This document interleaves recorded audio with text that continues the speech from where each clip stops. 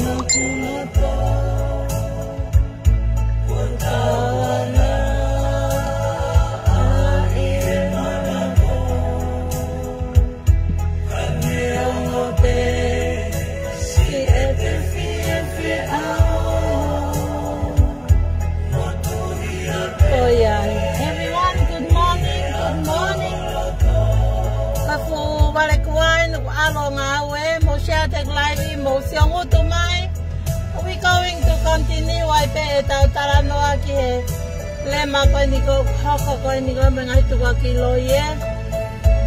Bagus balik kuan, alus balik kuan ngawe mau tahu tu mai. O siang tu. Oh kai holoto. Kai tu kuau au na imagino. Good morning mama. Tuku pe au ke awal kau family ka tuku pe au ke hangau o Talanoa ke libanga ko na kau ke ai I did not do any wrong at all. Good morning everyone and everything. Ai ngahi tu ko ke loi pe mo tala ka fu vale ko au vale tai ko au ko aku api I own a home in Sydney Kaya ko hai, ko ha fu pine ko Ka vale kuwa ya, ko ha vale kuwa ya executive hapot ngawe. Hoya we kakaitonga. I did nothing wrong. I did hala ka haku hala ko fe mau motor ko mo tok mau ha inbox ko he pompongin fra malo mai he va atu ko ni ka ko Talanoa, on behalf of anyone, I'm going to only talk about me. Mo kukau ko ni mo mole. Pakai ke femau ke ta kau ka ta ko femau pe ke make it clear. Pakai oku mole hotau. Na ko nakita tol he tau ngai matu ai he tau. Bye darling. Ko ha tropic sani ki ha ko ka to alwa fu vale kwa he ko pule ngawe fa tere pentai mal ke ngawe o ngawe ke mahino ya uma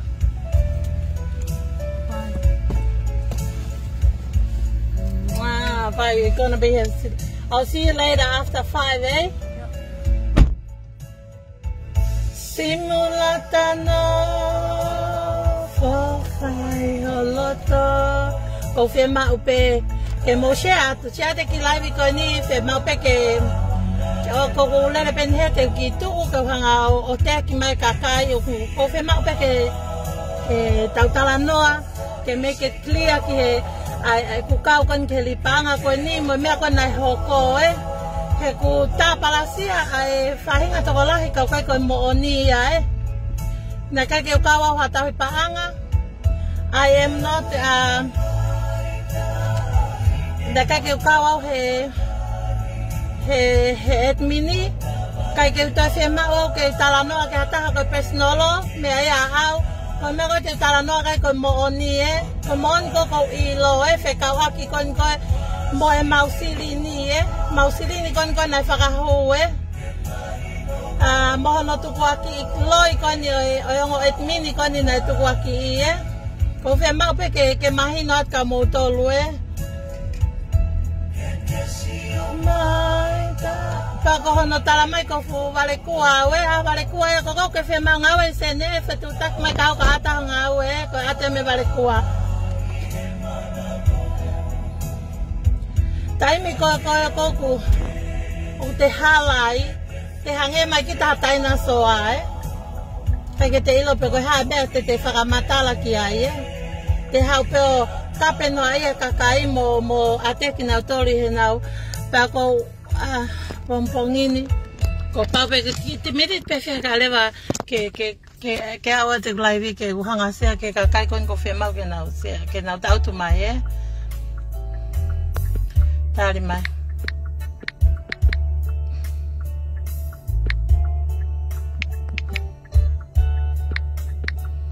He ko oku tapalasia o pita ayongo etmini ko ni ka ko mo ni ko loi na ikai ke nasi ke ave ha mausilini taha ke avayo kahana pe ko hato taha he lipaanga and I have the proof I have the proof na kai ke ave silini ki hataha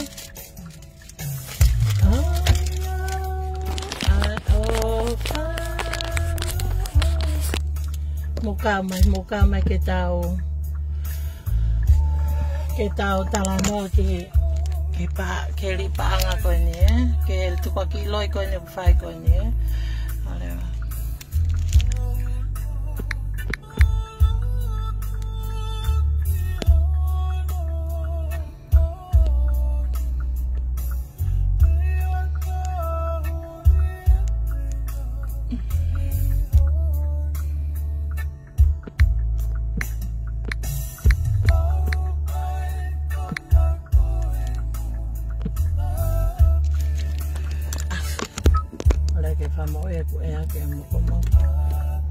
ko fe mau pe keu an ko al ke ngau ka ko pompongini ko fe mau pe keu haka keu fai haki talano pe ke to no pe ke mauri panga ke me ko na wilo me ko na wilo porque me na ka ke ai pa ko mo ni me pe ya ko wilo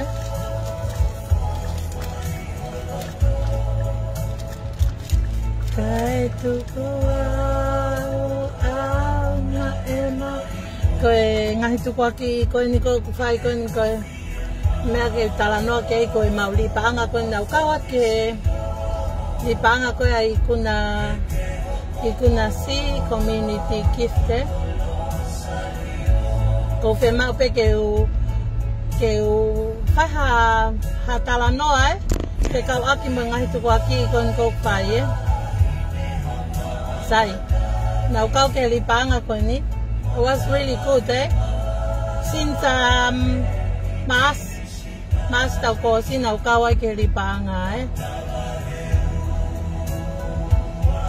na lai mangahi liliu lolo tonga ko ni au kana lava pe ale sai na panga te fa no asea panga te fa no asea pe hanga pe ko live ko na se la lo vili na ne pe na hanga ka kayo o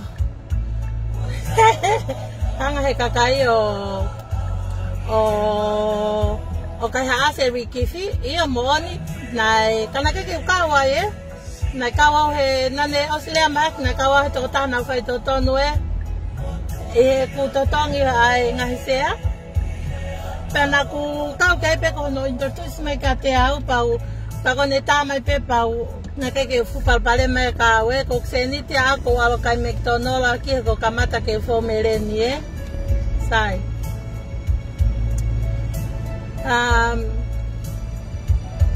He kai ke talanoa ki hato e taha te talanoa pe ki he mea koe na uiloe ko wha papalahi pia ko mau ha o whalahi ki he tahine ko vai ko kahana e.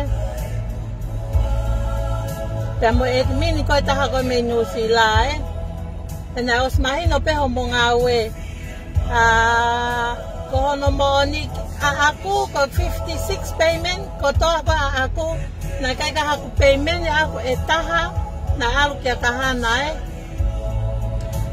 And even though we have tautu koe loto he whalawa, ko ngawe ko kahana na e whaina ni hanga o whakotutu e whalawa.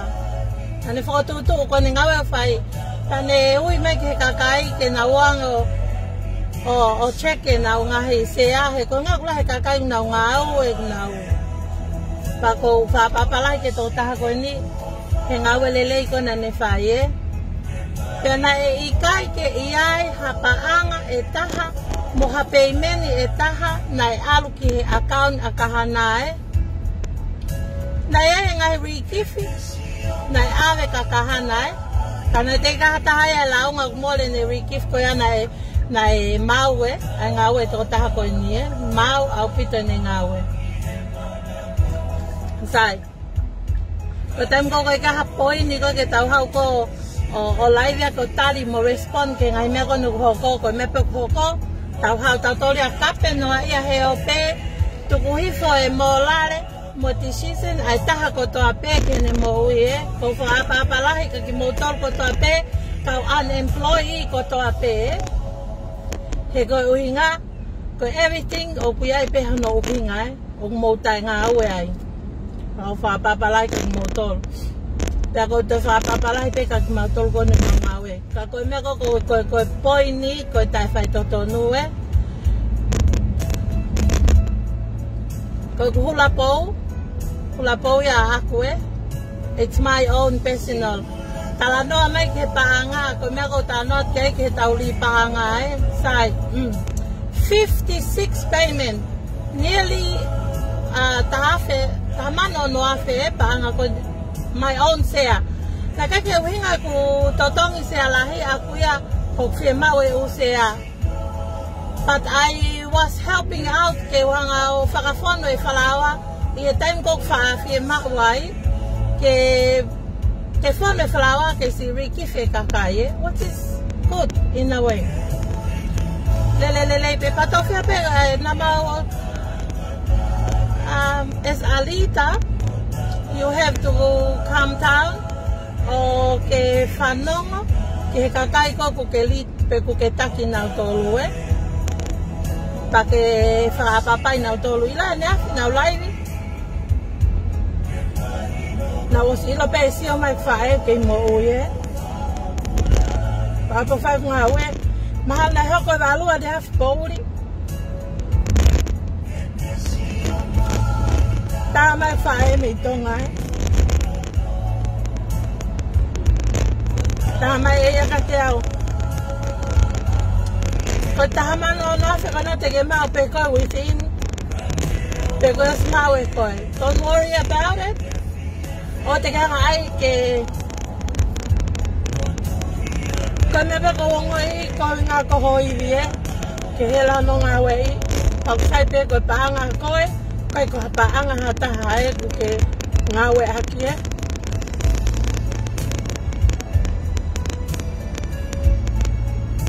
Ko li paanga koe ni. Ko paanga ko toa pena mauli. Ne au me ki oka topa. Toko fitu ia mautolo. Nai ton ke mau mau. Ai taha mano ni mafe.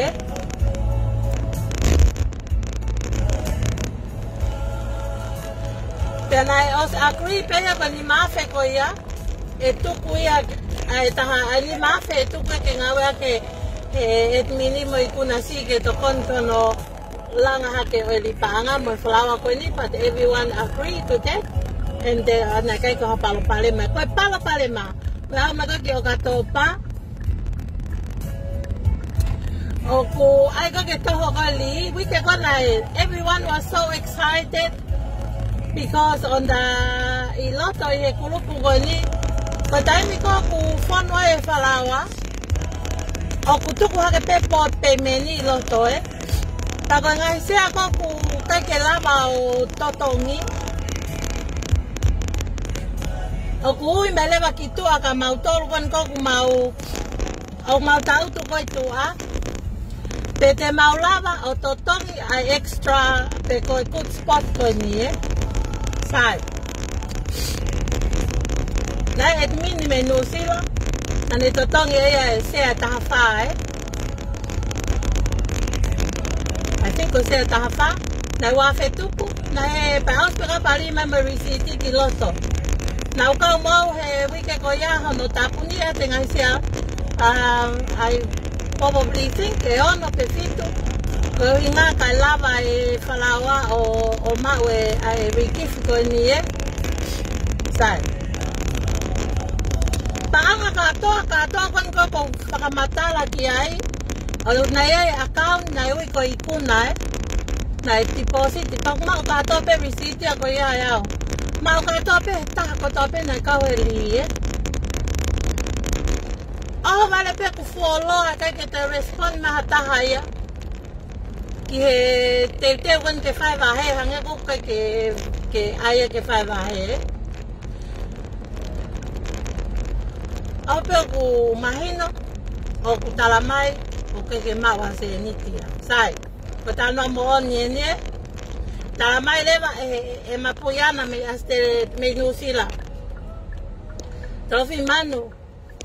O kui kai ke maua li ia. Kai ke hase nitia. Ko tanga wea wai. Ta mai a koe uhinga. Koe uhinga o kai ke maua li ia he koe uhinga hoku. Kai ke hasilini ia he lepanga o he pahe mea konto. Ko tang hao i se kempi. Ta mai a. Ai mau tano lewa mo kulupu e. Na ia i pese la lovili loto e. Kape ea everyone as a individual kai tuko tanoi panga e. Pau kore atu ki a se la lovili. Muna utoko et mini ke whewhenga na huki tua. O talo noa e tono no koe ni ke ua ue sia mautore ku. Ko mautau koe ni ku wai a manake atu ke mea. Te ke tokanga mea. Kape pe ea mautoro e. Ta mai ku hala. O ku ana e kono maonina ni tuko aki lewa kahana e. Sai, kake te awe mo kusio. Nai mape nga wea kahana.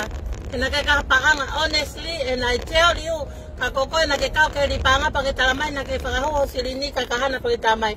Kakakai pe inusila. Nai ome na sirini kakahana kako e tem kong hawai kakahana uksen me pe kahana e risiti ki loto e. Kakahana uke ko hato tahe ngut whakalea e. Sai. Hawe panga ki loto. Osko ia. Tange lewa e se la lovilia ka mapuyana. Ko hae tari te whai e mapuyana ka sela. Sela ko hae tari ke te whai ke kakai. Ko best friend in ko sela ko ne lau ke ni laive ne aki e. Ko hae lewa tari whai ke kakai pa ke ilo na e sirin hu fuhana o to. O to tongi ake a ngahisea ko ni e. Tange sela ia. Don't worry sister, how much do you want? Eh? Tange, kai ke lea mapuyana. Ko paanga koe a mautolu koe ko heri. To ope se la ia whaafe ai o ave ka mapuyana. Ke longo oa na to e lea e.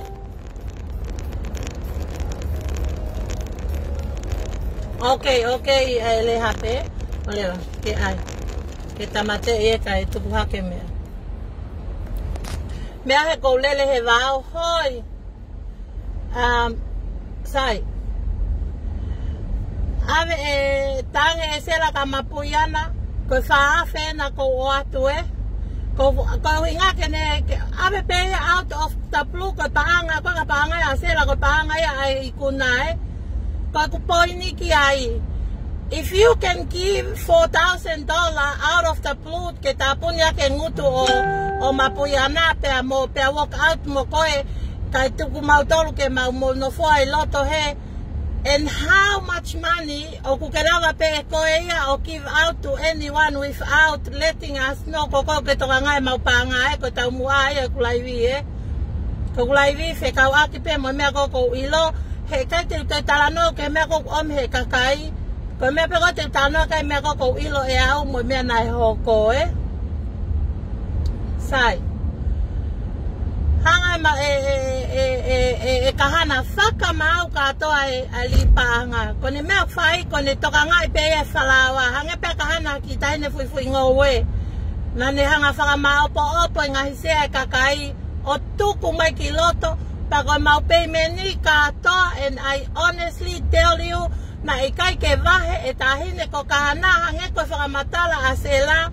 Hapaanga e taha ai community kunae.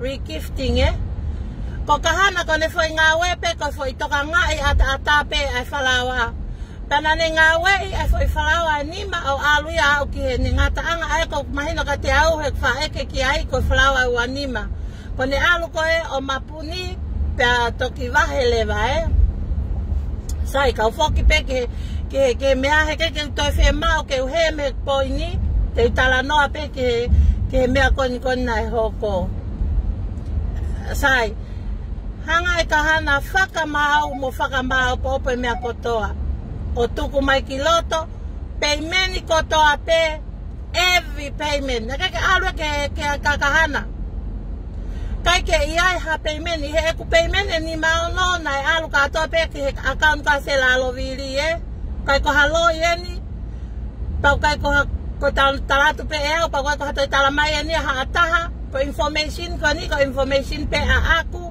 he ko na transfer to ko whakaamu mai ke ata mai ai whiawhika ulai awi atu me mawapi ka hanga o tau hake me ku laptop ko save ko toa ki ai ngawe ko ni na whae kahana pe mo ne kai ke ne kau ke ano tauhi hapaanga e taha ai kuna ko paanga na tau ka toa pese la lovili sai oskoya tuka ki ile vaisela to no ka kahana ko poini eni kapau ko to fitu na na mau ai tahamano ni ma fer me kilo pe paanga ka how e anga fe ho ilo ku MT le pa ko os ilo pe ta week before na ke fire payment mo gift ko anga fe ho kai ke ilo me mahale pa ko vale kuwa ai ko talano aki ai ana ko ke emo mai o te ke how kwa ke hanga o kape ha tala no ma heli ko kutai mahi no ko mon ko kutai mahi no ko fa matala tu ai mahi no ko aku ko kore tu ka sio live ke mo tala mai ange pe ku nga fe futai mahi no aku fa matala sai tarang mapuyana ke mai pe kutaha mano aku he ko fe mau ia yao pako taha he te ulai ia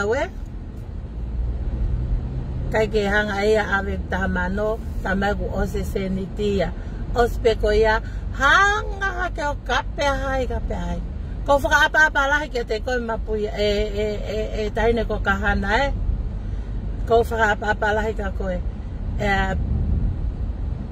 koe tala koe toki kahana na uloi pēo koe na ki tupe familie na ngawe pag tau toki katoa pe ko tau tok ma rips katoa ma pe ki Australiani tu ko tau lau noa ko anga tau mo uia pe he whalaka ki mu ai o te tau ha atek pesnolo ha tari mai paanga how you manage the money ko tala ko vale kuaho ke lau ko manage properly ko paanga mo fa mai o te mo pa mo ilo account ni kuna o ka hata ko share ke sai ni account ko ta pe a se la lovili to ta na to me menusila ko ne oceana ke ta ut pit full loto ka uli fia le at ka ko inga te kan ko ka te na to lo ko ku fe hu I ko hai u hinga ilo ya kula po me ya aku pala le kini ma fokisi me ya ko me ya au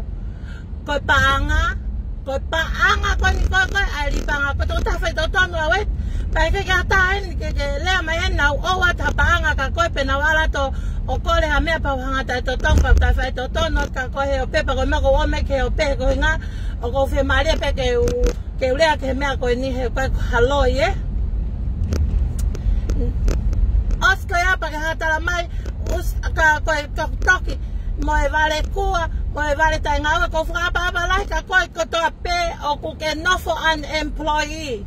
I'm taking my head off to you he ula nga ke fai api mo reason ko ta employee ho ta nga o ko fra pa la ka te ko o ko to ho head ka te ko pe ko manava si na fai atu pe e kulai vi pe mau haku pipi ele la pi mo ak matai tohi he fa matala ki he mea koe ni mo le hok taimi ngā we mo taimi alo ngā we he ai ke tau ke ta ai ke tuku e me a mo oni a ki tu a ka tau hau tatoli a kape a intavitu o loka tuku e mo oni ko paanga kua osi ta mano ni mafe ai toko fitu na e ton ke vahe i o katopa toko fitu mahalo toko fi hai na e ton ke nau mau ai tak tolu afe ta mo valungi au ko he vahe na mau ko valungi au pe na mau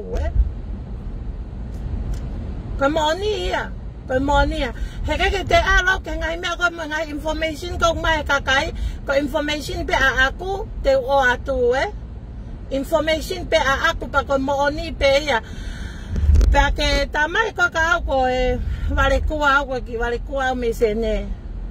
Ko tat ka ko ke ilo ya han ka vale kuwa pa ko ku fa na tau tu mai na ko fa pa la ko family na ke fe ma ke o ha ke me ko ni he o pe. Pa ko fe ma ke na ka wa A vale kuwa no api sene he o va miliona tapun Toko ko fa pa la pe ke ta ko to pena ke fe mau ke le ka o te ke hau ko le le pesno ka ma pena ta da extra ke pe ai tuku au pito hau pe ta no ma hesilini ko me pena ta la pe ha pa hua ta ne afiko e ka ko ta ke ta la mai ka o ku ke feel sorry mai ka te au ka ku ke hanga pe ko tu ka kia ka hana pa ko pe hat ka ko ke tu ka kia ka hana ha mena ke ila ko ke tau he paanga Porque tala mai ko ka ko vale kua. Porque pa te PIT porque tamai ko ke mafuka ki to tong ko hak me ke PIT. Wai pe se ni te mo ko ni ke ilo ya. Pa vale kua ya. Pra ole me lele wa no wa ta ha.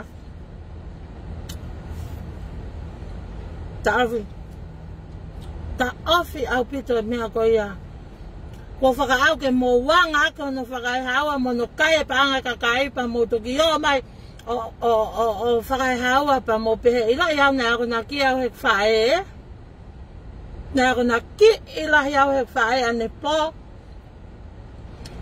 ke uwhie maari Pendame ka te au ko tama ko he ai ko koko patu ho mautui he tolutui ki ai ko ke maua ngahi ki tapua ki ko he ahoni o wana ke tuku ai vale ke ne ha ko vale ko me pu ha mo no ngutu ko me pe ha mo no ngutu ko afala ke ta ni ko ka hana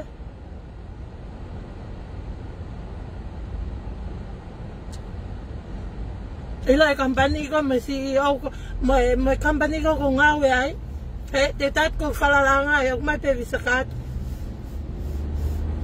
yo ko hingo ai que mola sente ta hai Kakai balang yang bikin mola sente ta hai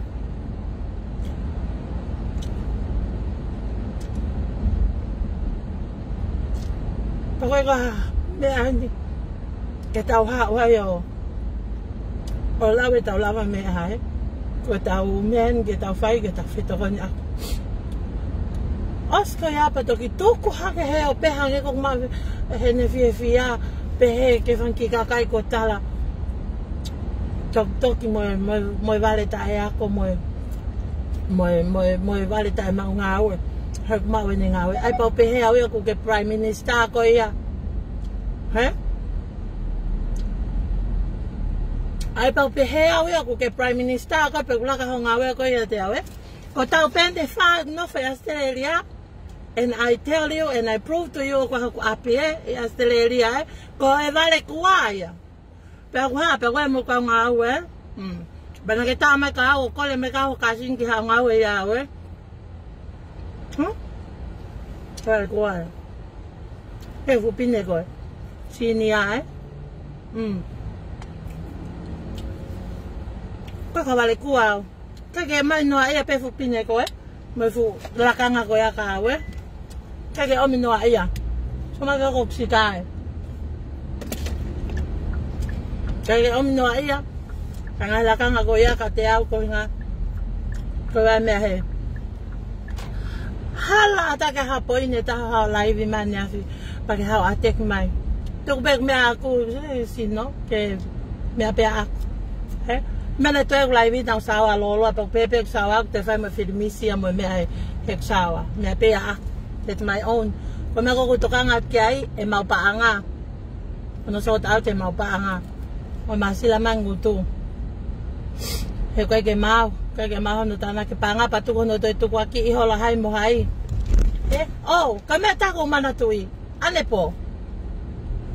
Na o ko si he ke tohi me he fefine na e tuku ha ke he live o pe he e sela na e hanga e mapuiana pe mo kahana o no ai paanga me he toko taha pe ai fasisele toko taha ko toko taha ni kona ne tala ko ia kona no pe he mai toko taha ia e mapuiana mo kahana na i kai ke mo no mo wa ia te au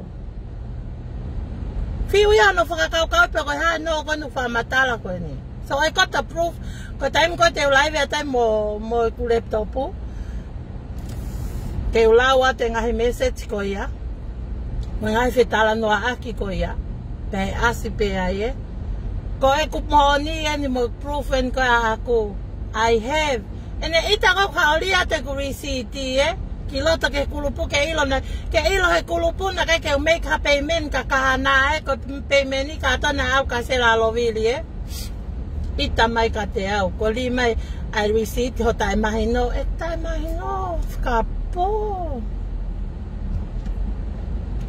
ko live lai ngai me o me ka kai ko ke fetano ke fetano pe awia ke ku ilo ko aku tano pe awia ke silini ko mo tu kwaki ko a kahana ko ya kahana apa ko falongolong ke ko winga na na kipe ko ke alo o falongolong apa falongolong fa ngawe ko mo ni e won't belong come out gitu ai ka ko mahopo amawa e hoko ia te ave au ke polisi ke hanga he polisi o patontone me ko ni he ko inga ko mau ka to pe au nga he proof mo nga live mo nga he false information ko na o mi tara mai ko ku ha mo ha fai to tonu mo ha fo ka sai pe ya ka pau nai ai ha tono no ho tai paanga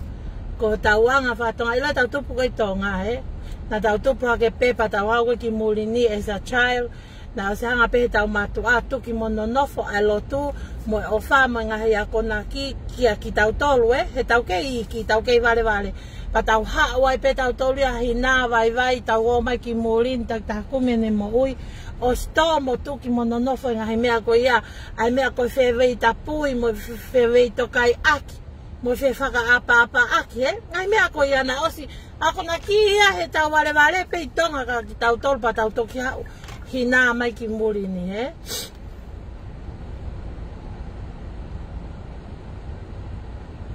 ya aku mago mahalo pena ma ex alu hake ke o te ke toi alu ko ave tatala no ka sela ha pe ko pakapau ko uli aki ko wa pe no uhinga hoi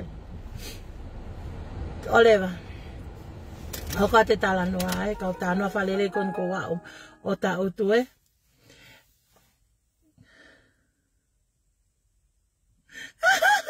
ai amuri ke wa mo oni like ko mata moana ka ko kutala no pe aku ke ilo ke tala atu pe au ai me ko na ho ko he mauri pa anga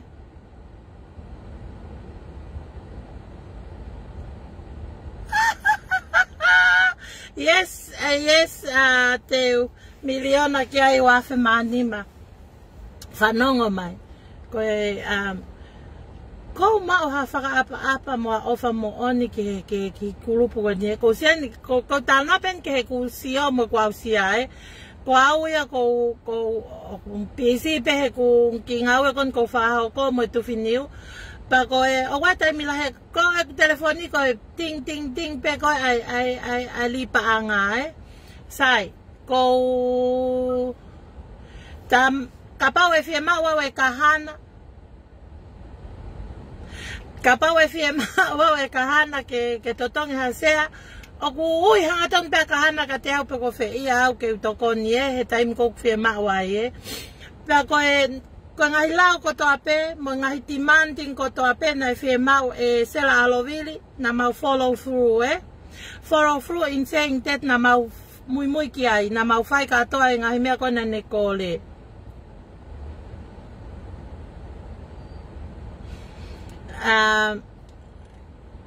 Ko na e hako, follow through ke e mau mea. Pana, na sai au pito pe li paanga,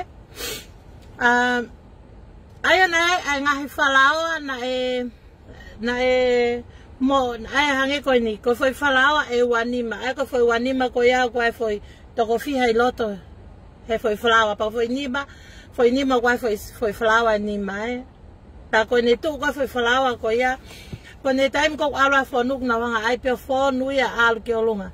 Pa nai u whalaoa nai moutu kua, nai kakai na ke nau si, toi hao na toke ke nau toi lava, Ka koe whaunga koe mo ngahi update koe na fie mau koe ke whai na follow through.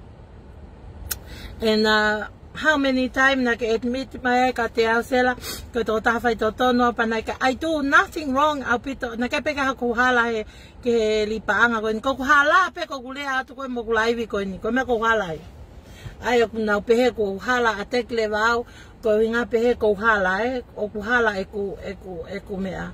O ku hala e mea whai ko inga ko kulea koe ke mooni ko inga ko koe ke usaia ke whakai Hawaii mo to ai mo lea pehe ke hataha mo tuku hifu hataha koe ke mo ui pa ko hange kon ka te au e sela ke whia mau au ke ate ngahi mea koe na omehe kakai ke ulaive atu aki ke whia mau ke ulea atu aki he ko inga o koe ko tau mu aia ko tai mahi no pe aku ani ko whamatala atu e ku ilo ko paanga ko toa pe na e peimeni e ikuna si na e alu ki he account a ikuna pe ko e account ia a sela alovili kai ko kahana te repeat myself again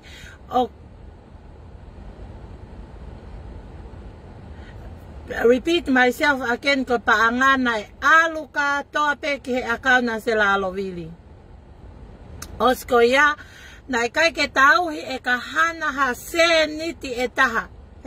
Hala ke ha se niti e taha na ka hana. Ko mapui ana, ko etmide me nusila na e kai, ko na mebe kwhai ko na whakalele a filo mo na hanga o make ai kulupu ke nau excited ke nau sio mai ko ni whono I whalawa tak taha o totonge ne peimeni pa na toiala ma tokon ke totonge peimeni. Pea ko ku taimi ko te ulaive a taimi me ku api ko e vale kua kon kone tamai se la lovil ko vale kua au mo api ko on ko setne te ulaive atu me iai he ku ata ke uhanga ai ku laptop ke mo sio mai ki he proof ke uhanga proof at ka mo tolu ai mo oni na ita ku ria te receipt ko uhanga ku ria te receipt ke ilo kakai ko mo oni na kai ke ave ha se niti Pea mo everyone else I have their receipt ko o sanga copy katoa. Me awe ko fa copy. O tuku ke ku ki he ku me akon ko te ke ai. O mau katoa ko receipt na ke ka paanga taha ai na usio o ave ka kahana. Ai ko ave ko paanga ka sela. Ko fonu ko falawa. O ko hauleva sela check. Pea approve. Pako ne approve ko ya pa ko ya leva ku ne pay my rikifiki to amole ama nga tala mai pe ko ha ya pe ta mai no kwa matala pe kai ko me na hoko Pa ko ne check ko approve ko pantok tamaya na no e falawa ya na no e hanga e kahana ya ai. Sai ko last couple of flower na tama kahana na komen ma kahana trofi ko falawa ko ni oku ok fie ma uia ke whakawhonu pea na e toi foi sea fiha aia ko foi sea ko ia i he whalawa e taha ua tolu maha pe wha pea ka kahana whapiko ia uia kahana he aia tu e ai te au whanoa e taha kena i tu a one payment pa ke toki kauhanga pe tohi e risiti en kahana set iyo sai ko uhinga na pehea e sela ai u receipt i he moe ko uhinga he nau kau pe moa he payment pehe ko uhinga ko mea pea ata ka pau te smart pa te toki hanga tivai tia he tohi pehe lai receipt ko uhinga a whangeau tupu ko paanga ki he paanga ke sea koe mo sea koe.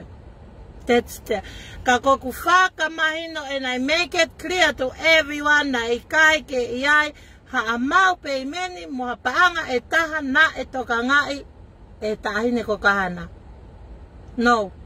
Ko ana kau e ko mo tari ko ke au ke api pa toki hanga o live ai ke mo sia ke ku laptop ko hanga o tuku atuai ai o payment receipt na e a ka toa ai payment receipt ke account na sela aloviri even ai kakai ko moyanga ko mo receipt ko kune whakamatala me ka hene live he pa ko fe mau pe ke focus pe e ku live i he li paanga mo e ku mole ka ko le ne whae ane poe alo whae hunga we fe marie pa o te ke toi tokanga ko ki ai o te ke hanga ai ke tokanga ke alpo ko whae hunga we fe marie pe ko iai everyone ko ofalai ka ki motolo and I take my hat off to all te ulai vea me he sawa ko me ia aku muri ki e ua mani e ku me atawatai na aku ke fie pule mea ke sawa loloa he te whai mo filimis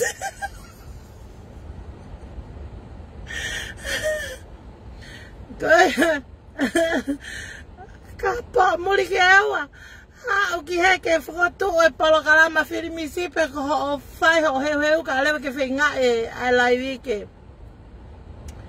koia everyone e tuk pe focus ke ko ofalai atu pa ko ofalai atu ke ki motor ko ta pena ai kan ke wa ulo ta ai foi afa live ko ki to ta to mai ta mai fa malo atu na ka we ri panga na si ta pe ke lava lea ka ko fia pe ho live mai ko hinga ko Monica to ana ku ke live mai aki he ko uhinga ko ke maula matole hanga sera ta aki mato hey. Everyone have their own reason and their own purpose in life, eh? Everyone have their choice. Pa mo manato ko fu erotau. I make decision for myself, eh? No one else make decision, and I don't give a damn what you say, eh? I don't give a damn what you say and what you do, and what you see, that's what you get, eh? Kage loy, not fake.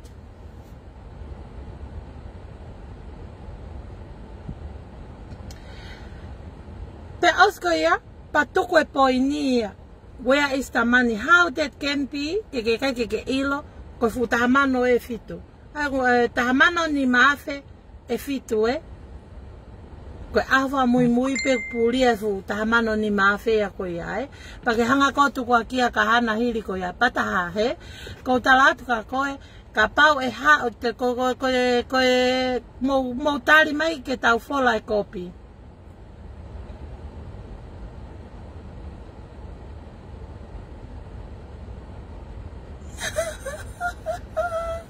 Love you, Aganesi. Ko te uhanga o open up ka modolo ai ngahi receipt mo ngahi u conversation ko topic was maui a was copy e awe ko uhinga ke talat mahino na ke hase niti o one payment na au ka kahanae nga welele da fai kahanana ne nga faka ma op falawa lele falawa ya ko hinga na lele mo lolo pe he ai falawa ko ngawe ko kahanae pa ko take her head off ka ko kahanae ko whakapapalahi ka te koe, ko maoha o whalahi ko whawhanga, tuku i pe au he ni ke alwau ke he paurisi, he, ko uhinga, o ko whakapapalahi au ka kohe ko ilaho ngawe na ki whai. And he nau kusio pe au ki ai. Pana kake ke pehe mai ka kahana kia te au anytime ke whakahua ta se nit ka koe, tamai pe koe ko altotongo sea ka sela. Pa ko sea koe na mautukua na kamata tung fulufulua koe whaai koe na keke ngā wei. Na hihiki mai pea ki he, ka koe paanga koe ia, I already make the payment to sela. Na keke hiki mai a tae make a payment ni, os totongi au sea koe ia. Os totongi au e sea koe ia, he? Oa te mo hao, mo whai hala ke mo hanga o tāparasia ke ka kai koku na mo ui whenga. Mo pake ilo, ko tāna koe ko hakulea koe, ko hinga he koe wha ahinga toko laina nau si tohi me kau mai. Ke ku whemau hawe ke ulaiwa ke mega laiwa pe me koko ilo mo oni Pa mo tala mai ko kau koko wale kua koe ngā ue. Tāle ku tupak mo ngā ue, I never been, I never been an employee, Nau nofo i Nusila, nau ngā ue pe, i Nusila, pa nau nofo i ni na keke an employee au ia anytime, Pa koe ke uhinga ne ke ulea we ke kau an employee, ko take hok head ka nau tol, ko whaapapalahi ka nau tol. Whaapapalahi ka nau tol, that's their choice, and that's what life mo nau path kok nau aluai. Kaga o te ke hau koe ke lai ane mai ka hange matai na soa hau koko no. Ilai na koe a whae, ke, na koe kona ki lele a whae. Pa fotofota he whae, he, ke vo lele. He una, pa wapen ke kuhina koe ni o kuke ngahi lele i peo he whae, koe pere au he whae, mo whamiri, Pa koe ai, ko tala noa pa koe ke o te muhanga tuka ki, ko fuka apa-apalahi ka koe e tahine vai ko kahana, he. Yes, ko oku iai haku ngahi kau ngā aue na mau ngā aue whare mahagno choa i Nusila na e tohi mai moia ka te au na e kau e lipa anga o ne tala mai kau e palo pale ma ke na laun tole o lea ka sela ta akina tole sela pa ko le atu e una te paket ko aue te alu ki hea hula pamu whaka hela koe kakai tala ko wale kua Vale kua ia e executive a company Pa vale kua no api Tau pe wha Novo Australia wha O no api Te ulai vet mo ko api ko ia Ka ulia ko aike Tu kua una hano uia Mo whakamana ilo mai ka kai koe kalanga kia Ko awene toa whale ko tau to kai whe polka to kua Tu ko zeo mai ke ngawe Ke lele pe lai via Ko ia e family ko le fa mole ko ma o fa la ke fa ki tonga na le ma fa ne poka te au because na iro pe na sio mai ke kulaivi sio mai ke kulaivi ke ngai fu ke ngai anga ko ni mono tuaki ko ni tuaki akahana ya I tell you everyone na ikai ke iai ha payment na aluka kahana na make pe sela on decision ke ne ave apanga fa afe ka mapuyana ko hinga ke ona tolea mapuyana kana kauna mo mapuyana pa ke hoka te pene eneli and I'm telling you now kau pe ke ko nga ko time go fa au me ko ne me pata ko loto feto ko ni atu papa na mama se ni te ke kuma ka me te ala fo aki te ala tinga ke u fika telefone ko ne tinga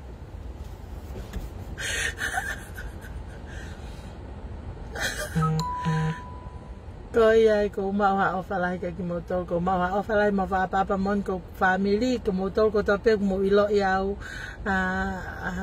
I am not that type of person porque que fe mau que wa tala te pe what my success is and who I am ko fe fe pe most of the time que play music and have lots of laugh ko fe ia ko e piki ko me fe una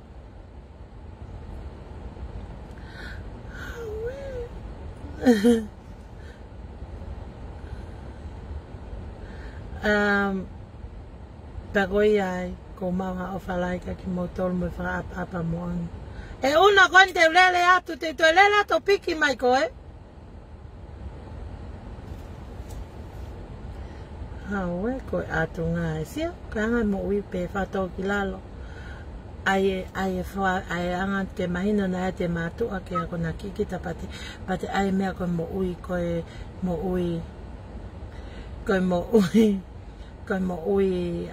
ke te whewei tokai aki. E anga no fo, nai whaiwhi ngawe aki, nai whaiwhi aonga aki. So au te palpale mapa, oskoa pa carry on ka awai ai ke pehe whaue mo ui, Ko ia everyone, ko kai ke toi lawe au ka ngai mea mo information mata. Information beko a aku, mo ilo a aku. 56 payment of 140, and some of the time it was 400, some of the time it's 280. All those payments na aluia ki he account a sela alovidi.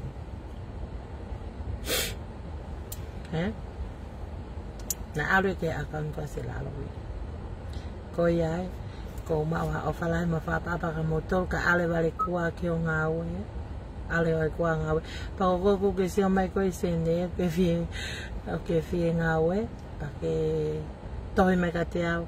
Ai au kuiai ki ngā ue ko whakakau ngā tāmaki ai ki ke hao ngā ue. Ko iai, tau maue o wha, ai ke mahina nai whaelei ta tori tonga pa nai ako na ki ta tō. Ko tau homo mai pe ki tu apa tuki mono nofo e o wha moe. Pela e kakai koku loto o wha hao pe o wha moe moko me ia te ia, O koe ke hange mātai na soao o me homo maha no elementi o na ki tua kokono, Koe kakaya ko okunau mau koe mo ui koe nei.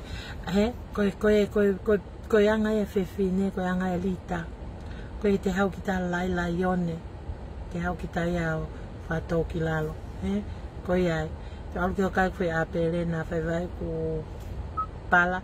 Ka tau toki hoko te tau laiwi mo. Stay tuned. Te omi ko toa u oto information ko niki tua. Anyway. Hao koe e akanesi. Ko ke manatu I pehe taimi koe. Akanesi that she's my co-worker. That I work with her I he whale mahaki koe Messi Escort in Green Lane. O whātu kia koe akanesi. Teke wanga koe au ka hataha in anywhere I work. He whine ngāwe te whe. Teke wanga koe au mo katapa ki roto koe katapa o keke.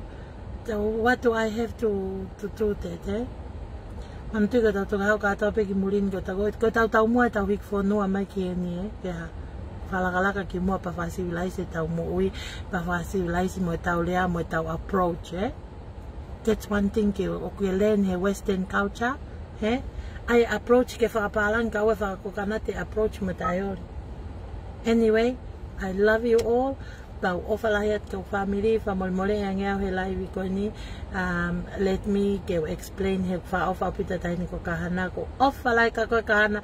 And vai manava and everyone. I love you, Nessie. Ai atu Nessie akulalanga ki wawa. Ofalahi atu Love you, everyone.